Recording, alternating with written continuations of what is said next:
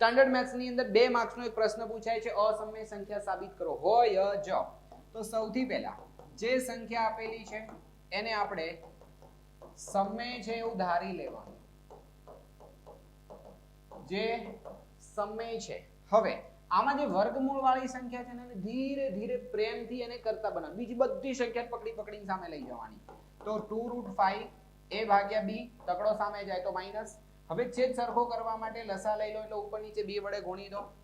√5 a - 3b નીચે આવશે b અને બાજુમાં જે બગડો છે એને પકડીને નીચે લઈ જાઓ. હવે આ અસમય સંખ્યા છે, આ સમય છે, તો શું લખવાનું જુઓ. તો આવું નીચે લખાણ લખી દેવાનું એટલે કેસ પૂરો. અન્ય સંખ્યા જોઈ લો ફટાફટ. હવે હું ખાલી ગણતરી જ સમજાવું છું. 6 + √2 = a/b. √2 ને કરતા બનાવો, છગડાને પકડીને સામે લઈ જાઓ. તો a/b -6 લસા લઈ લો ઉપર નીચે એટલે 6b / b. √2 અસમય, આ સંખ્યા સમય, વિરોધાભાસ થાય છે.